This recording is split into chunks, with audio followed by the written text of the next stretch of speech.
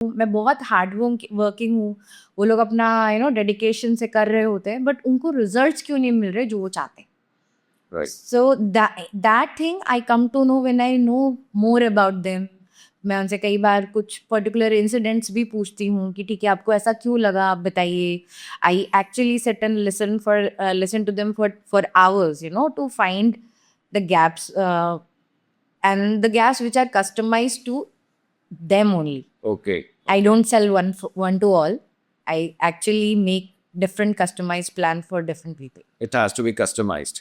ये जो रीजन आपने कहा ना, जैसे काफी बार ऐसा भी होता है कि लोग स्किल्ड होते हैं, they have knowledge about their particular profession और जो भी सर्विसेज है, जो भी कुछ वो करना चाहते हैं, बट प्रेजेंटेशंस में, मीटिंग्स में वो लोग वीक नजर आते हैं।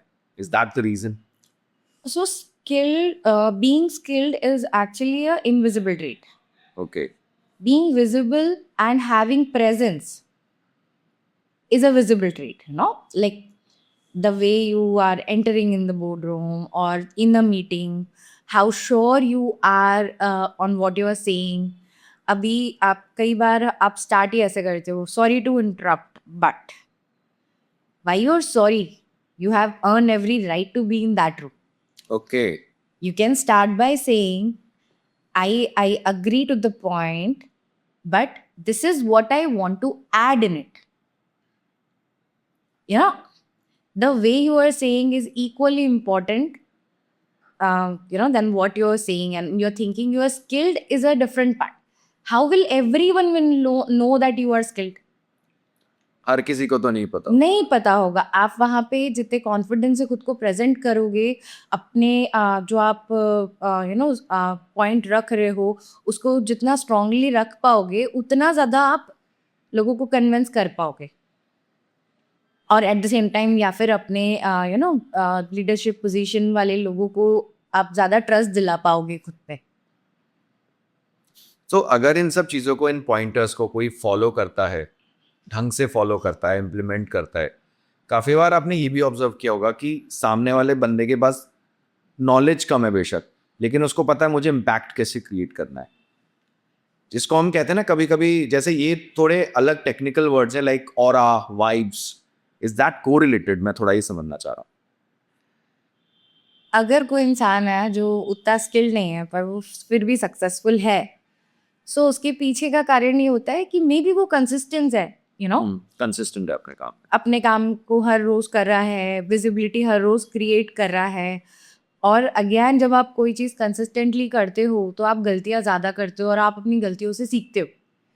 May be you are way talented than other, पर आप एक गलती करने के बाद थोड़े से वो हो जाते हो कि अब मैं I don't want to try it again, और या फिर बीच में बहुत बहुत सारा टाइम जाने देते हो। सो ऑब्वियसली जो इंसान हर रोज उठ के मेहनत कर रहा है, काम कर रहा है, उसको सक्सेस मिलने ही वाली है, because they get better while doing it. You have seen so many people even on camera. if you will go to their shuru ka reel, तो you will see ki how they were fumbling, How they started, how yes, they yes. started, and now if you will see after a year or so, they are doing so good. So consistency beats almost everything. Consistent और discipline रहना वो सब जरूरी है। Okay, सो आपके हिसाब से एक और चीज आजकल जैसे हम वर्ड बहुत सुनते हैं, पर्सनल ब्रांडिंग। पर्सनल ब्रांडिंग को थोड़ा हम और अभी उस पर डिस्कस करते हैं, लेकिन सबसे पहली चीज, इमेज और पर्सनल ब्रांडिंग को लेकर आपके हिसाब से सबसे बड़ा मिथ क्या है? क्योंकि ये दो वर्ड्स होते हैं, कुछ लोगों का अपना अपना परसेप्शन होता है सुन के, जैसे एक होता है ना हमारे दिमाग में एक परसेप्शन आता है, अच्छा इसका मतलब ये। मैं शुरुआत इससे करना चाहूंगा कि सबसे बड़ा मिसकंसेप्शन क्या है इन दोनों वर्ड्स को लेकर लोगों के दिमाग? लोगों को I will tell you what I face, जो Okay. मेरे साथ होता है मैं वही बता रही हूँ। So people think it is fake it till you make it. Recently someone introduced me, ये मैडम शोशा करना सिखाती हैं। Oh, Yes, and one of my very best friend, she said, whatever you say पूजा, पर show off करने में तो थोड़ा तो problem होता है।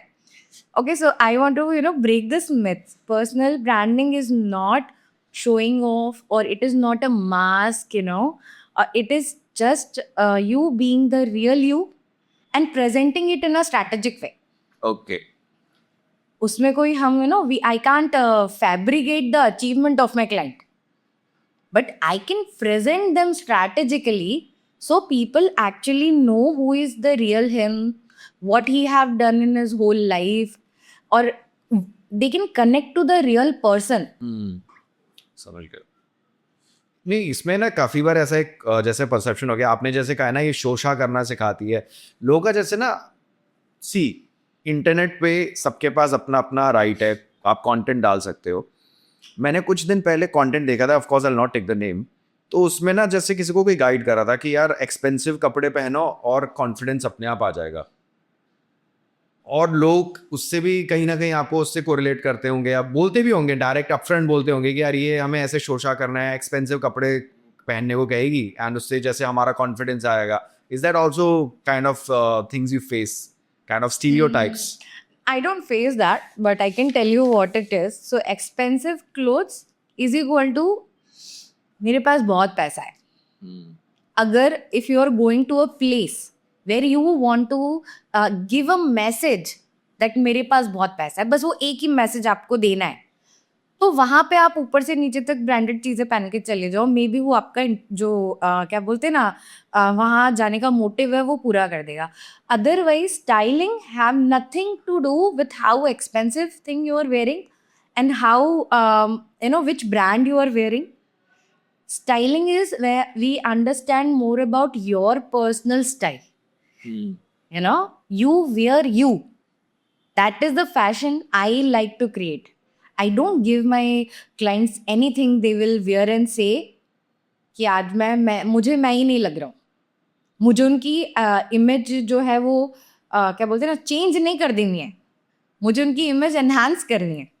So I will always tell everyone, don't fall for expensive things. Always think before buying कि where you want to wear this. Is it something कि एक ही चीज़ मैं खरीद रहा हूँ, इतने में मेरा क्या पूरा लुक क्यूरेट हो सकता है? You have to do a smart shopping. That's what I always say to everyone. Again, I would say if you really want to go branded, go for a watch or shoes. जो आपको actually brand के साथ comfort भी देते हैं. Comfort भी तो जरूरी है. एग्जैक्टली, कंफर्ट भी जरूरी है. आपको खर्चा करना है तो आप प्रीमियम क्लोथिंग में खर्चा कर लो, तो वो कैसा होगा, वो आपको अंदर बहुत अच्छी फील दे रहा है. How the thing you are buying is giving you back, that is equally important. That's what I believe. But अगर ऐसा होता भी तो है ना, अगर हम जैसे सपोज कहीं पे स्मार्टली ड्रेस होके जाते हैं and we are liking it कि यार हमें अच्छा लग रहा है ये जो शर्ट हमने, एक होता है कि यार मजबूरी में पहन लिया कि ओकेजन है पहनना पड़ेगा, एक होता है हम अपनी मर्जी से पहन रहे और हमें अच्छा लग रहा है, उससे भी तो हमारे जो थॉट्स होते हैं, हमारी थिंकिंग होती है, वो भी तो थोड़ा उस हिसाब से ऑप्टिमाइज होती है. Is it right? ऑब्वियसली. आप जो खुद के बारे में सोचते हैं वही आप अपने कॉन्फिडेंस में शो करते हैं. अगर आप कहीं गए हैं और आपको लग रहा है that I am perfectly dressed, I am happy with what I am wearing, so definitely आप वहाँ जाके ना बहुत ज़्यादा कॉन्फिडेंट रहोगे. आप लोगों से बात करने पे ज़्यादा ध्यान दोगे, आप लोगों ने क्या पहना है या मैंने क्या पहना है या मैं कहीं अनकंफर्टेबल तो नहीं हूँ, तो आपको वो सारी चीज़ों पे ध्यान नहीं जाएगा. Then you can actually gel with people. People can see you are happy, you're confident, you're smiling, you're greeting them nicely. Right. So definitely clothes का आपके mindset पे बहुत effect होता है. राइट. एक और चीज़, एक और थिंकिंग, जैसे एक इसको मैं मिसकंसेप्शन कहूँ या लोगों की सोच कहूँ, कि जैसे लोग बात करते रहते हैं इमेज इमेज इमेज, ये सब ये पहनो, ये करो, वो करो. अब उसमें कुछ लोगों का ये भी एक सवाल होता होगा, यार इसकी ज़रूरत तो सेलिब्रिटीज़ को है, मॉडल्स को है, इन्फ्लुएंसर्स को है, हमें क्या इसकी ज़रूरत है? ऐसा होता है? ऐसा होता है, बहुत है. इन अहमदाबाद ऑल्सो मुझे कई लोग ऐसा बोलते हैं दैट आप बॉम्बे जाएंगे तो ये काम बहुत चलेगा. Okay. So I hear this often, but ऐसा नहीं है.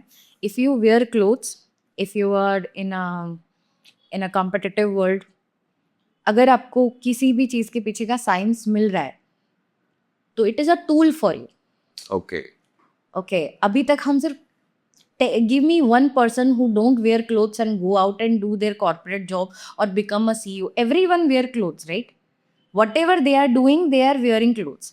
Whatever they are doing, they are buying in their budget, right? So वही चीज़ को अगर आप थोड़ा strategically कर पाओ, उसके पीछे का साइंस समझ पाओ, तो उसमें क्या बुराई है? ये हर इंसान के लिए है। आई वुड से हमारा एक रिट्रीट था कुछ टाइम पहले, and I had this female there.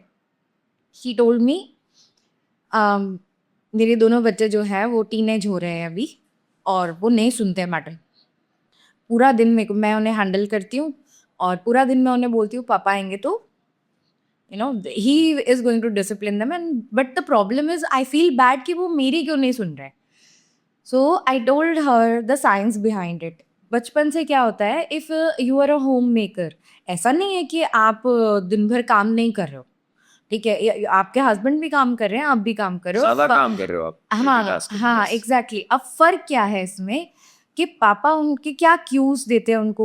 सुबह वो टाइम से उठते हैं, नाश्ता करते हैं, स्टिफ कपड़े पहन के डिसिप्लिन होके चले जाते हैं।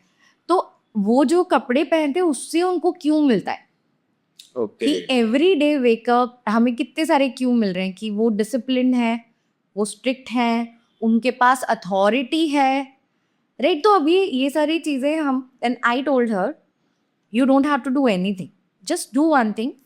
अगर आप घर पे टी शर्ट पहनते हो या आप घर पे कुर्ता पहनते हो, कुछ भी पहनते हो आप, बस एक काम करो, उसको कॉलर वाला शिफ्ट करो, और सुबह ना उठ के थोड़ा सा ऐसे फ्रेश व्रेश होके बढ़िया, और अपने बाल वाल थोड़े से बढ़िया पोनी टेल करके और कॉलर वाली चीज़ पहन के घर पे रहो। Okay And then I thought she will never come back to me for the session or anything. But what she did was better than that.